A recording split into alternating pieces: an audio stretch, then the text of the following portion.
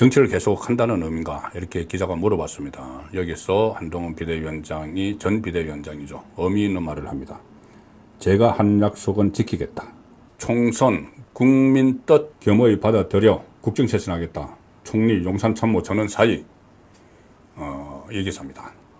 지금 한덕수 국무총리도 상당히 침통한 표정이죠. 그리고 비서실장이 바뀌면은 수석, 그 다음에 비서관들도 거의 다 바뀌게 되죠. 그래서 이번에는 비서실장이나 국무총리를 좀 정무적 판단이 가능한 를 쓰는 게 어떤가 그런 생각도 많이 합니다. 앞으로 Welcome to my party, we're just getting started. A life is a dream or a nightmare scarring. Hand me a drink cause I think I'm going all in. Get me a... 자, 한동훈 모든 책임은 제게 있다. 100여일 모든 순간 감사했다. 고개를 숙이고 있는 모습이죠. 4.10 총선 패배 책임을 지고 사퇴를 했습니다. 기자회견을 해서 국민의 뜻을 준엄하게 받아들이고 저부터 깊이 반성한다. 선거 결과에 대한 모든 책임을 지고 비대위원장직에서 물러나겠다. 자, 그렇게 했습니다. 질의응답이 있었는데 향후 계획에 대해서 특별한 계획을 갖고 있지는 않고 어디서 뭘 하든지 나라를 걱정하며 살겠다. 그런데 정치를 계속 한다는 의미인가 이렇게 기자가 물어봤습니다. 여기서 한동훈 비대위원장이 전 비대위원장이죠. 의미 있는 말을 합니다. 제가 한 약속은 지키겠다. 제가 한 약속, 선거 기간에 이런저런 정치를 계속하겠다는 말을 했죠. 본인이 그 외국 유학 계획이 있다는 보도가 나오니까는 내가 지금 새로운 걸 뭘 배울 때가 아니고 공공선의 추구를 위해서 정치에 몸담겠다. 정치하겠다는 말을 했었죠. 그리고 부산에서 지원 유세할 때 부산 국회의원들을 찍어주면은 내가 정치를 계속하겠다. 여러분들과 같이 계속하겠다. 부산에서 많이 당선이 됐죠.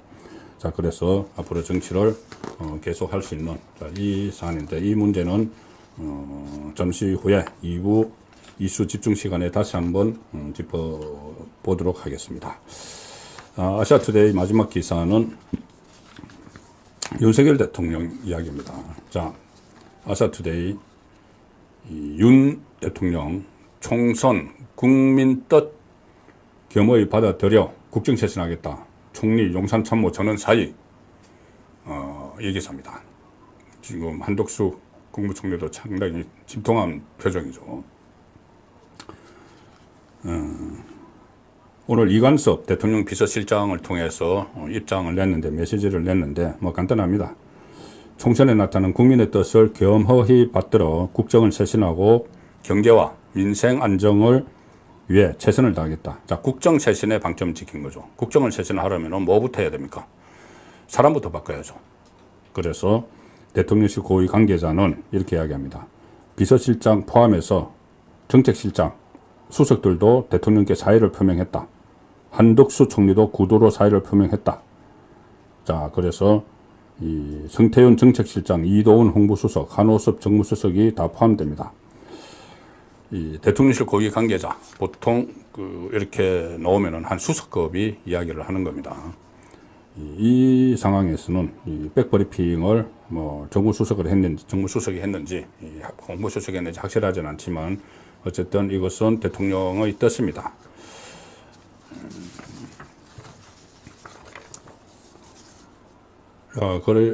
그렇게 되면 이제 앞으로 그러니까는 그 전에 이제 당정청이라고 하죠. 지금 당정대 국정을 움직이는 정권의 3대 축이 이 대통령 비서실, 그 다음에 내각, 그리고 여당이죠. 여당은 한동훈 한동훈 비대위원장이 사퇴를 했기 때문에 이제 새로운 체제가 들어서야 되는 것이고, 또 국무총리 한덕수 총리가 초반 2년 동안 계속 했죠. 그래서 국무총리도 교체를 하게 되면 장관들도 상당 부분 교체가 됩니다. 그리고 비서실장이 바뀌면은 수석, 그 다음에 비서관들도 거의 다 바뀌게 되죠. 그래서 이번에는 비서실장이나 국무총리를 좀 정무적 판단이 가능한 정치인 출신을 쓰는 게 어떤가 그런 생각도 많이 합니다. 앞으로 정치적으로 여러 가지 어려운 고비가 많기 때문에 정무적 판단이 좀 가능하면 좋죠. 그 전에 김대기 비서실장이나 지금 이관섭 비서실장도 모두 정책통이고 한덕수 국무총리도 정책통이죠. 그래서 좀 정무적 판단을 할 수 있는 사람들로 보강을 하면 좋은데, 자, 그런데 문제가 국무총리는 인사 검증을 받아야 됩니다. 인사청문회를 해야 되죠. 장관들은 투표를 하지 않는데 국무총리는 투표를 합니다. 그러면은 국무총리를 정말 윤석열 대통령과 일할 수 있는 사람을 내세우면은 민주당 다석을 가지고 있으니까, 다수 의석을 가지고 있으니까는 또 부결시키는 그런 일이 또 벌어지겠죠. 자, 그래서 쉽지 않은 퍼즐이 되고 있습니다. 자, 이것이 이제 어떻게 풀지, 지금부터 뭐 이렇게 하면 풀린다, 뭐 이건 아니지만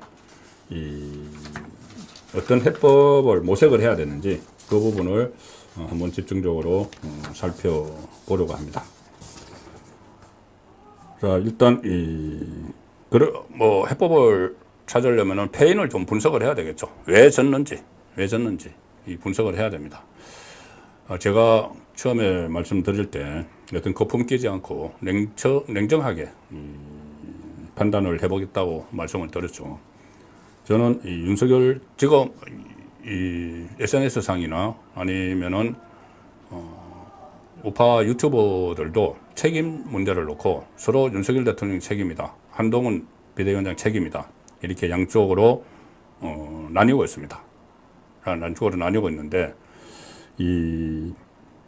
저는 양쪽 다 책임이 있다고 봅니다.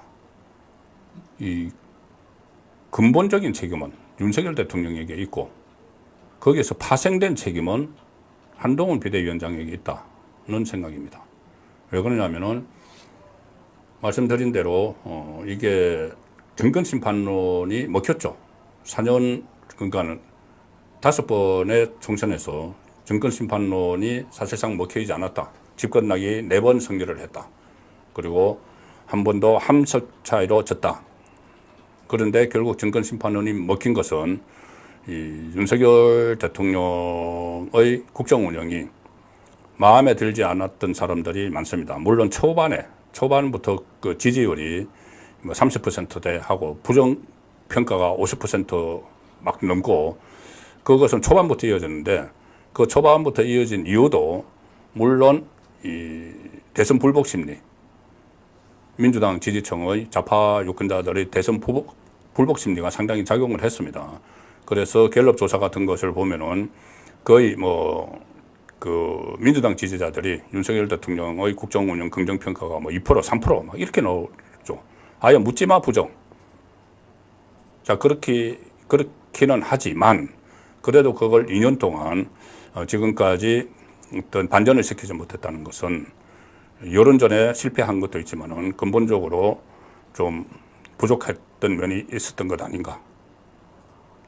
이 좌파의 프레임에 걸렸다고 하더라도 그것을 깨고 넣을 능력이 좀 부족했던 것 아닌가. 그리고 결정적으로 의료 대란입니다. 그 전에 죄송합니다.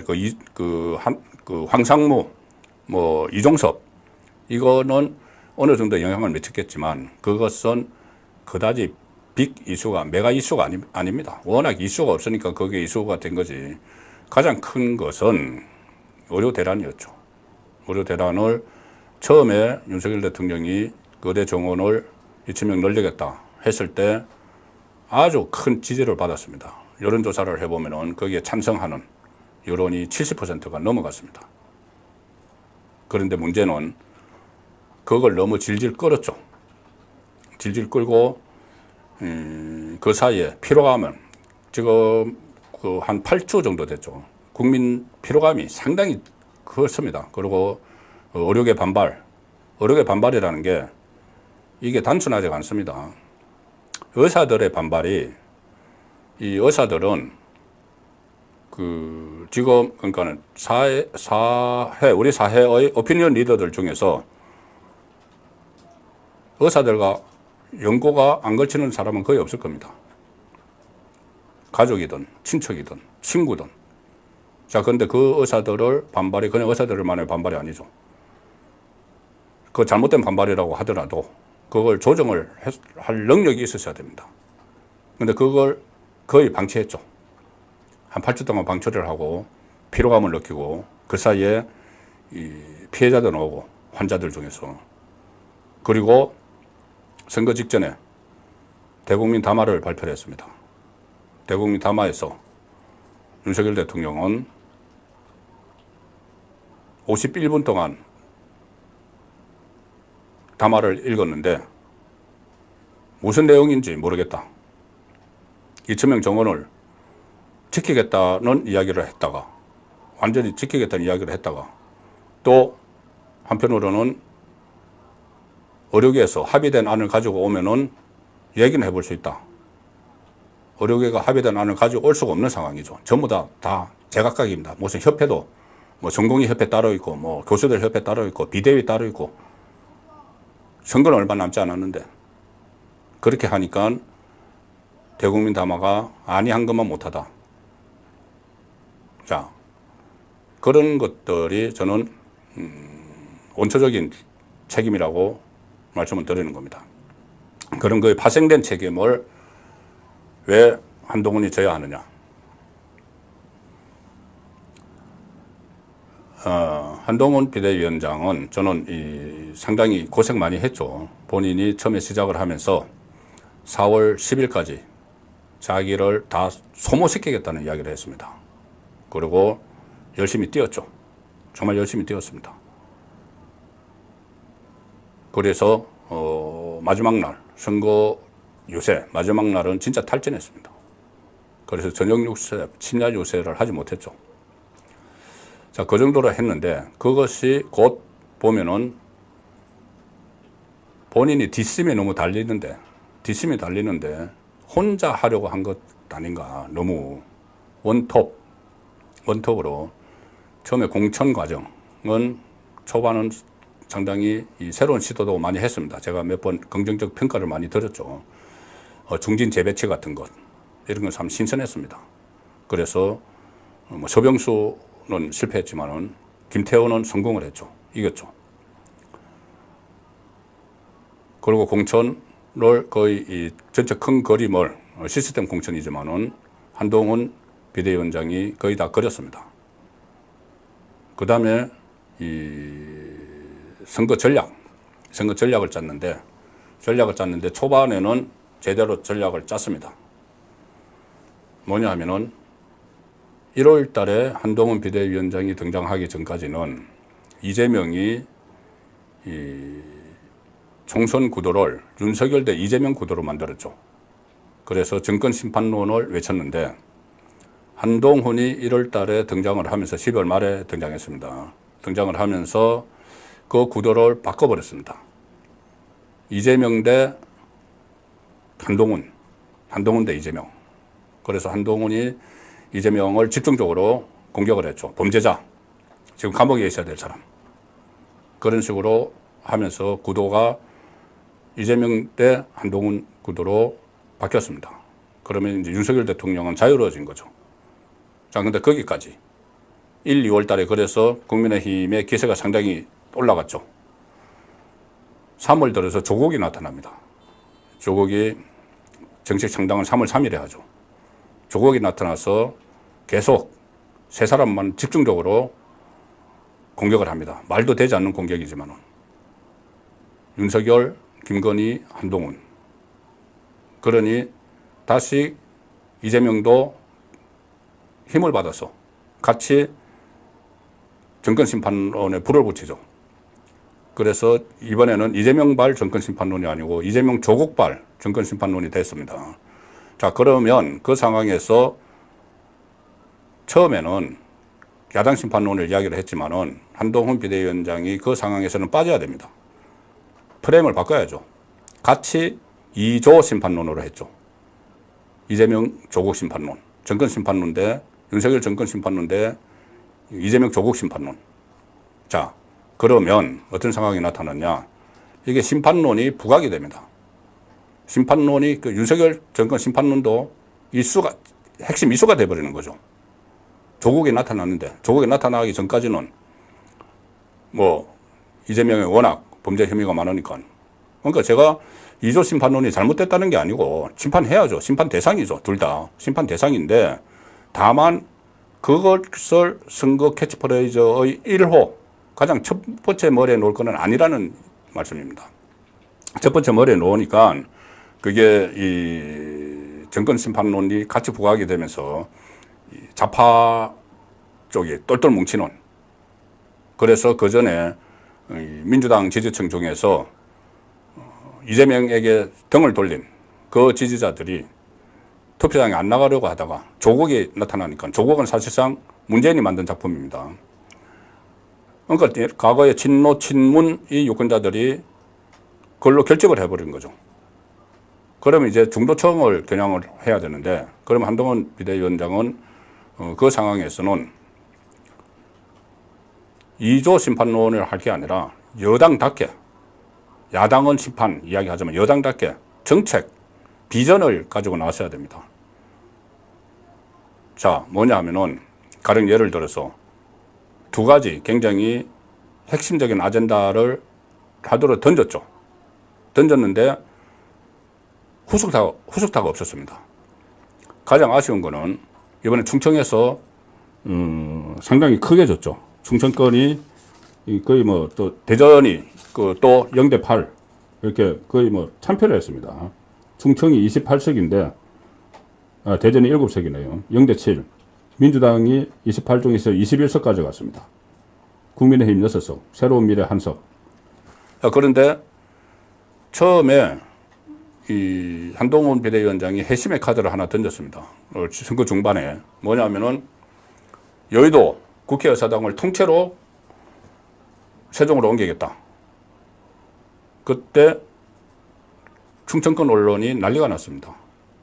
야, 이거 획기적인 거다. 충청 발전에 절대 도움이 된다. 국회가 옮기면 국회만 가는 게 아니죠.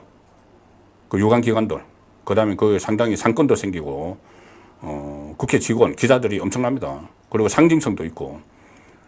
그러면 이제 충청권의 캐스팅 보트를 쥐고는 충청권에서 상당한 득표가 가능해지는 것이고, 그 다음에 서울, 여의도, 국회를 떠나보낸 그 후적지 개발이라고 하죠.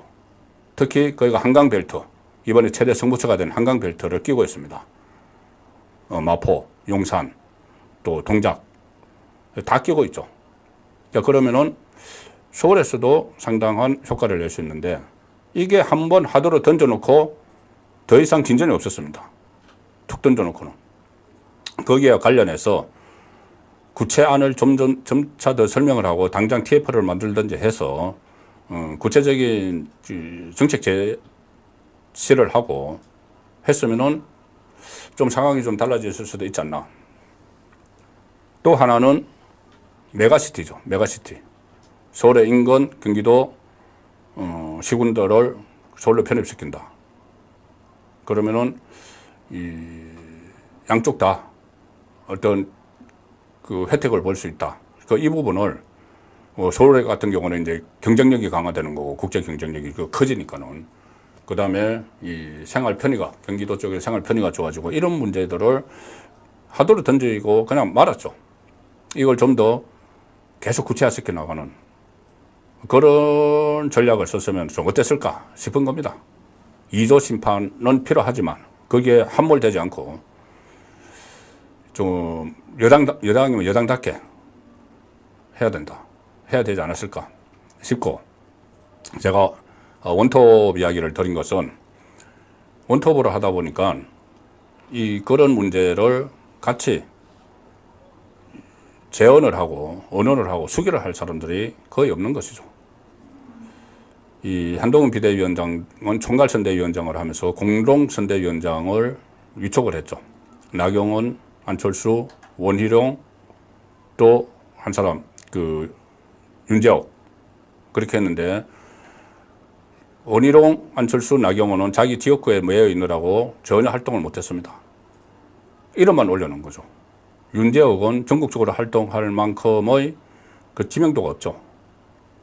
물론 원내대표이긴 하지만 인지도는 지명도는 있지만 어떤 그 카리스마나 선거 지원을 할 그 정도는 안 됩니다. 그러니 혼자 했죠. 한동안 혼자 했습니다. 혼자 하다 보니 이 정책 그리고 비전보다는 현장 유세에서 가장 필요한 것은 정책 비전보다는 딱 귀에 박히는 2조 심판론이죠. 근데 2조 심판론을 하면은 저기서는 2조 두 사람이 윤석열 심판론을 하니까 각각 지지층 결집 차원에서 오히려 민주당 좌파 지지자들이 똘똘 뭉쳐있게 된 거죠. 반면에 민주당은 분산을 했습니다. 이재명이 사법리스크 주 3회 재판 나가야 되고 개항을에 묶여 있어야 되니까 이해찬, 김부겸을 투입을 했죠. 이 사람들이 현장을 다녔습니다. 거기다 문재인까지. 문재인은 물론 현장 다닌 게 지금 실패했다. 그건 나오지만은 어쨌든 문재인도 선거판에 뛰어들었죠. 마치 선거운동원처럼 전직 대통령이 이 파란 옷 입고 뛰어들었습니다. 자, 그런데 한동훈은 점차 이 뒷심이 부족한 상황으로 가서 3월부터 1, 2월에는 잘 쭉쭉 뻗어나가다가 3월부터 역전되기 시작을 했는데 막판 스포트를 할 수 있는 이 보조장치가 없었던 것 아닌가. 자, 그렇게 제가 이제 패인 분석을 해봤는데, 뭐, 동의 안 하실 수도 있을 겁니다. 저는, 각 그 보수 패널들도 오늘도 제가 방송이나 유튜브를 보면은 윤석열이 잘못했다. 한동훈이 잘못한 거다. 이렇게 이야기를 하면서 또 분열이 되는데, 그게 아니고 공동 책임을 느껴야 된다는 의미에서 근본적인 책임론, 그리고 파생적 책임론을 지금 나눠서 말씀을 드렸습니다.